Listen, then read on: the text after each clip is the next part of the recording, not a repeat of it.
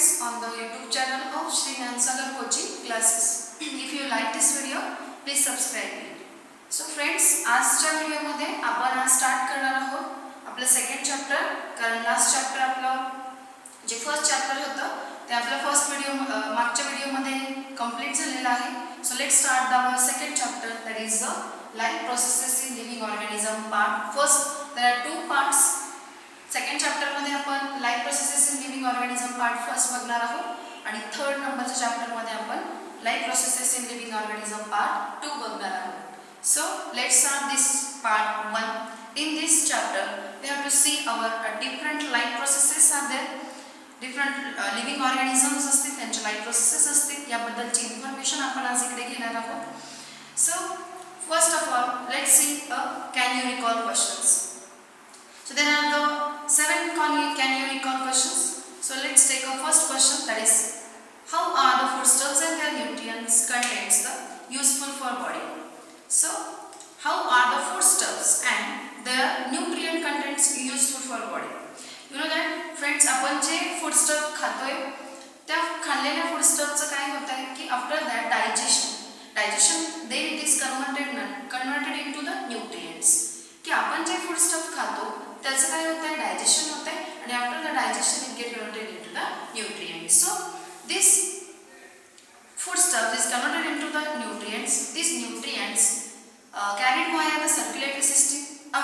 Also in the respiratory system, the oxygen is taken in our body and that is also put in the circulatory system, and this oxygen and the nutrients are come in the every cell of our body, and in that cell these oxygens and these nutrients are oxidized. They oxidize and due to the oxidation the energy is produced in that cell. So each and every cell of our body get the energy in the form of ATP, that is adenosine triphosphate. So अशा प्रकारे काय होतं की energy जी होती ती create होते. की energy create होण्यासाठी फक्त ऑक्सिजनचीच गरज असते किंवा फक्त खाण्याची किंवा फूड स्टफचीच गरज असते तर असं नाही, तर त्यासाठी ऑक्सिजनची पण गरज असते. कारण फूड स्टफला ऑक्सिजन ऑक्सिडाइज करतो आणि त्यातनं एनर्जी ही आपल्या एव्हरी सेलमध्ये क्रिएट होत असते. So these are the useful content for our body.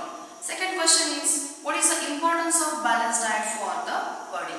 So friends, तुम्हाला माहिती आहे की बॅलन्स डाएट म्हणजे काय किंवा बॅलन्स डाएट मध्ये ऑल टाइप्सचे जे आपले न्यूट्रिएंट्स आहेत, for example carbohydrates, proteins, fats, vitamins, minerals, हे सगळे प्रॉपर प्रपोर्शन मध्ये असतात आणि प्रॉपर प्रपोर्शन मध्ये असल्यामुळे ते आपल्या बॉडीला काय मिळतात, प्रॉपर वेने मिळतात, प्रॉपर प्रपोर्शन मध्येच मिळतात. त्यामुळे आपल्या बॉडीचं फंक्शनिंग हे क्लिअरली चालू शकतं.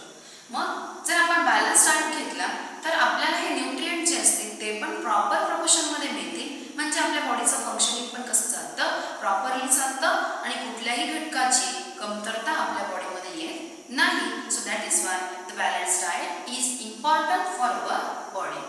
Then third question is what different functions are perform by the muscles in the body.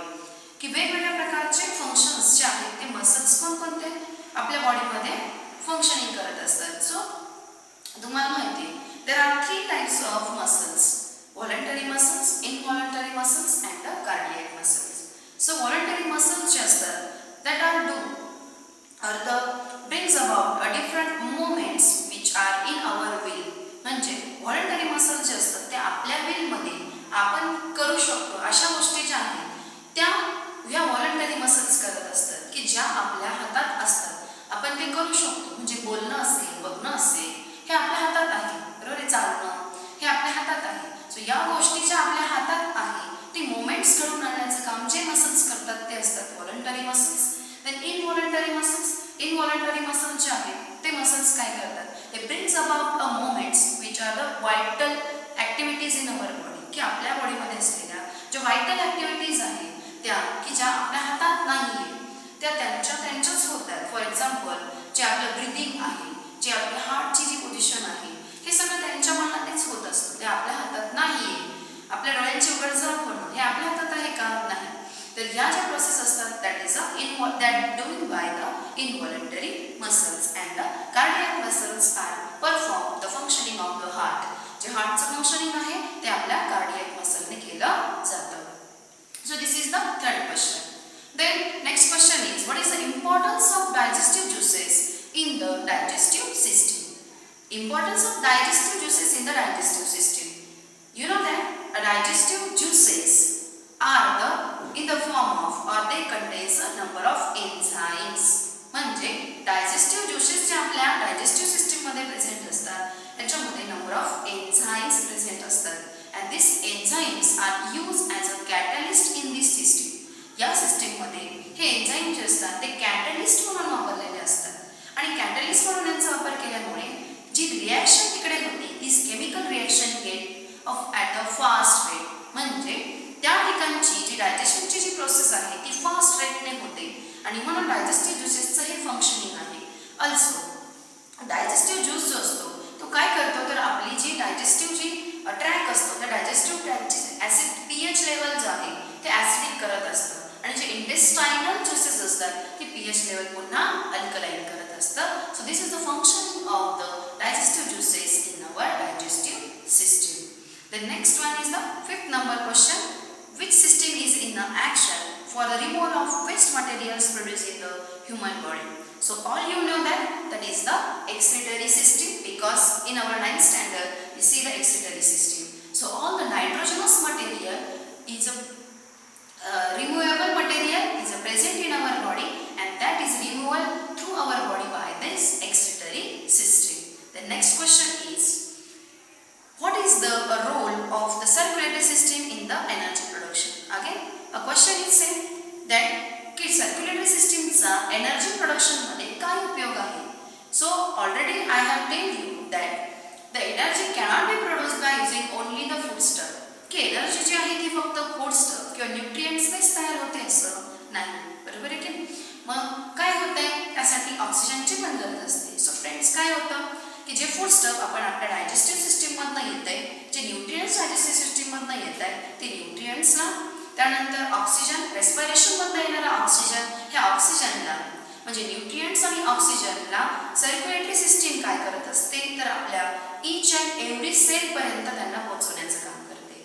So in our each and every cell the oxygen and the nutrients are provided by the circulatory system and then this oxygen and the nutrients are oxidized there and due to that the energy is produced in the form of ATP in each cell. So this is the contribution of circulatory system in the energy production. The next question is that how are the various processes occurring in human body controlled in how many ways? So in our body or in human body various processes are occurred and that are controlled by our nervous systems or also by a chemical control in our body. So that nerve systems and chemical control that was in our 9th standard. So 9th standard च्या chapter मध्ये आपण nerve system बद्दलची सर्व information घेतली, chemical control कसा असतो हे पण बघितलं, आपण सेंट्रल नर्वस सिस्टम बद्दलची सगळी इन्फॉर्मेशन त्या ठिकाणी बघितलेली आहे. त्या ठिकाणी आपण केमिकल कंट्रोल जो आपल्या बॉडीमध्ये असतो तो पण तिकडे बघितलेला आहे. त्याबद्दलची सगळी इन्फॉर्मेशन घेऊ. तुम्हाला अजून जर इन्फॉर्मेशन बघायची असेल तर you can refer the 9th standard book. So this is the in this way the 7 numbers questions answer is the human body can be controlled by using the nerve systems and by the chemical control processes in our body. So these are the answers of the can you recall questions. So that are important for us. So let's start our first topic of this chapter and that is the living organism and life processes. So living organism and life processes. Friends, let's start about the topic. So various organ systems are present in our body, are continuously performing their functions in human body. Various organ system आपल्या बॉडीमध्ये continuously functioning करत असतात. आपल्या बॉडीमध्ये त्यांचं functioning चालू असतं, perform करत असतात ते functioning and along with the various system. ते कसे करतात तर वेगवेगळ्या प्रकारच्या सिस्टीमने ते काम करत असतात, फंक्शनिंग करत असतात बॉडीचं. So there are different types of systems are there.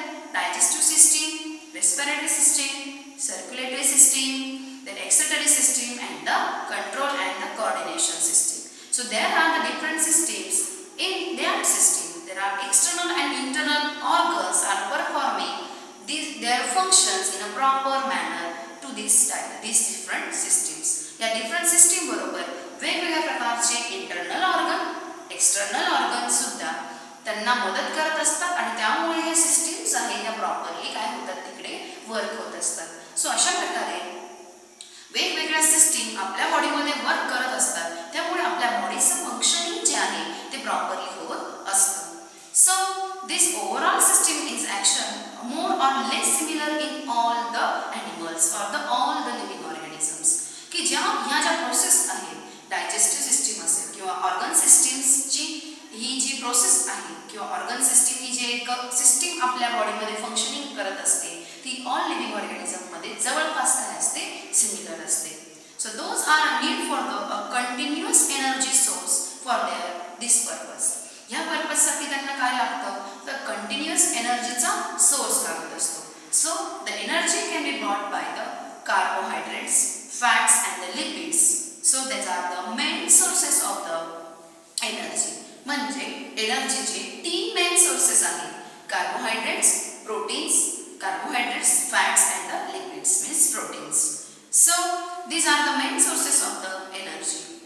Now ही जी एनर्जी आपल्याला आता मिळते ही कुठून मिळते? So this energy is harvested from the mitochondria present in the each cell of our body. मग ही एनर्जी आपल्या मायटोकॉन्ड्रियामधून आपल्याला मिळते आणि ती कुठे प्रेझेंट असते?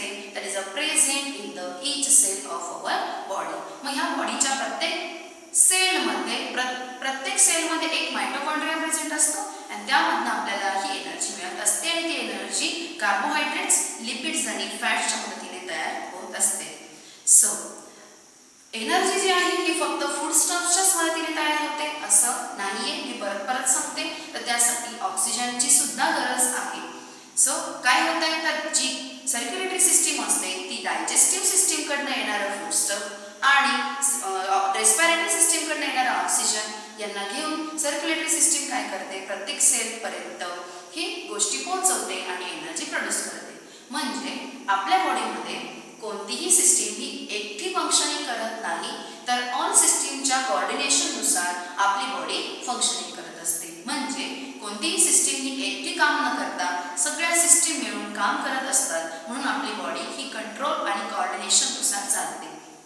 सो अशा प्रकारे हे जे कोऑर्डिनेशन आहे हे आपल्या बॉडीमध्ये ह्या वेगवेगळ्या लाईफ प्रोसेसेसच्या मदतीने होते आणि ह्या लाईफ प्रोसेसेसला हे त्यांचं कोऑर्डिनेशन होणं यासाठी सुद्धा त्यांना काय लागते एनर्जीची गरज असते. आतापर्यंत आपण काय बघितलं की वेगवेगळ्या ज्या ऑर्गन सिस्टीम्स आपल्या बॉडीमध्ये फंक्शनिंग करतात त्यांना एनर्जी सुद्धा लागते, बरोबर, आणि त्या एनर्जी करण्याचं काम पण करतात, बरोबर आहे. म्हणजे आपल्या शरीरामध्ये एनर्जी क्रिएट करण्यासाठी या वेगवेगळ्या सिस्टीम फंक्शनिंग करत असतात, काम करत असतात, पण त्यांना हे काम करण्यासाठी सुद्धा एनर्जीची गरज असते आणि ती एनर्जी सुद्धा त्यांना त्या सेलमधनंच मिळत असते, मायटोकॉन्ड्रियामधनंच मिळत असते. सो आता फ्रेंड तुम्हाला माहिती आहे की प्रत्येक ह्युमन असते अँड अदर ॲनिमल्स असते, they get the energy from the foodstuffs. They consume the fruits and the vegetables. ते फ्रुट्स खातात, व्हेजिटेबल्स खातात आणि त्यातनं त्यांना काय मिळत असतं एनर्जी मिळत असते. आणि plants are the autotrophs. Animals आणि ऑर्गॅनिझम्सबद्दल सांगितलं मी की ह्युमन आणि अदर ॲनिमल जे आहेत की ते फूड आणि व्हेजिटेबल्स खातात, पण जे प्लांट्स आहेत प्लांट्स हे ऑटोट्रोफ्स असतात. So plants are the autotrophs, that is why they prepare their own food. ते स्वतः त्यांचं काय करत असतात स्वतःचं फूड तयार करत असतात. So they utilise the some of the food for themselves and the remaining is stored in the different parts of them. त्यांच्या वेगवेगळ्या पार्टमध्ये ते रिमेनिंग फूड काय करतात तर स्टोअर करतात. तुम्हाला माहिती आहे की प्लांट जे असतात ते त्यांचं जे फूड तयार करतात ते स्वतःसाठी काही वापरतात, उरलेलं जे फूड असतं ते त्यांच्या वेगवेगळ्या पार्टमध्ये स्टोअर करतात. For example they are stored in the remaining food is stored in the leaves, then in the root, then stem, fruits etcetera. फ्रूट्सच्या माध्यमातून, त्यानंतर लीव्सच्या माध्यमातून, त्यानंतर स्टेम असेल किंवा रूट असेल त्यांच्या माध्यमातून ते स्वतःमध्ये काय करतात फूड स्टोअर करतात आणि तेच फूड हे प्लांटने तयार केलेलं हे बाकीचे ॲनिमल असतील किंवा ह्युमन्स असतील तर ते काय करतात कंझ्युम करतात आणि त्यातनं एनर्जी मिळत असते. म्हणजे मग प्लांटने जर रूटमध्ये स्टोअर केलेलं असेल तर ते कोणतं असेल? फॉर एक्झाम्पल जे आपण कॅबेज खातो, बरोबर आहे, म्हणजे जे गाजर असेल किंवा जे मुळा असेल, बीट असेल, तर हे काय आहे? तर ते रूटमध्ये ह्या प्लांटने स्टोअर केलेलं फूड असतं आणि ते आपण कन्झ्युम करतो, बरोबर आहे. त्यानंतर स्टेममध्ये असेल, म्हणजे ऊस असेल, जॅगरी असेल, तर त्यांच्या स्टेममध्ये ते एनर्जी स्टोअर करतात आणि ती फूड आपण कन्झ्युम करत असतो. देन लीव्समध्ये असेल, पालेभाज्या, काय होतं की हे पालेभाज्याचे जे प्लांट असतात ते त्यांचं फूड कशामध्ये स्टोअर करतात? त्यांच्या लीव्समध्ये, आणि तेच पालेभाज्या काय करतो आपण? खात असतो. त्यामुळे ते आपलं फूड झालंय, बरोबर. त्यानंतर फ्रुट्स तर आपल्याला माहितीच आहे. प्रत्येक प्लांट हे त्याचं जे फूड आहे उरलेलं ते जर फ्रूटमध्ये स्टोअर केलं तर ते फ्रूट आपण कन्झ्युम करतो. म्हणजे प्लांटने तयार केलेले जे फूड आहे ते आपण स्वतः आपण ह्युमन असतील किंवा ॲनिमल असतील ते काय करत असतात?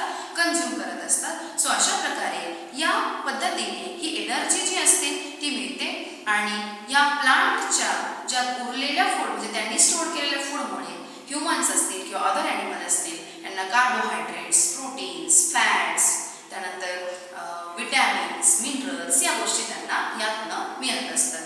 सो अशा प्रकारे हे जे न्यूट्रिएंट्स आहे हे आपल्याला या प्लांटच्या फूड मटेरियलमधनं मिळत असतं. सो वेगवेगळे न्यूट्रिएंट आपल्याला कशातनं मिळू शकतात?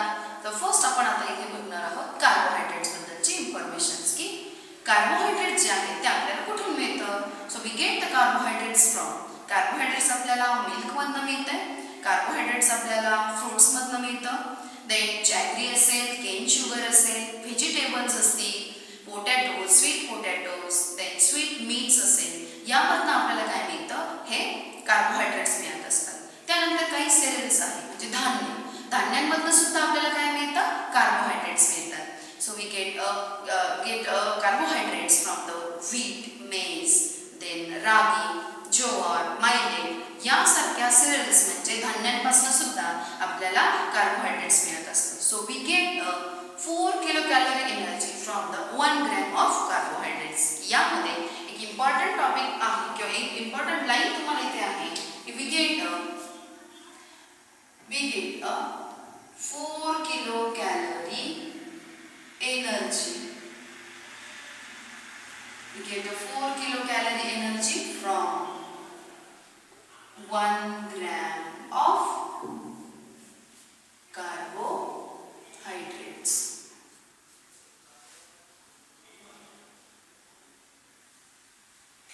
So, 1 ग्रॅम कार्बोहायड्रेट्स पासून आपल्याला काय मिळतं? We get a 4 kilocalorie energy. की 4 किलो कॅलरी एनर्जी हे आपल्याला 1 ग्रॅम कार्बोहायड्रेट्स पासून मिळत असते. सो अशा प्रकारे हे आपण ह्या ठिकाणी कार्बोहायड्रेट्स पासून एनर्जी कशी प्रकारे तयार होते हे आपण इकडे बघितलेलं आहे.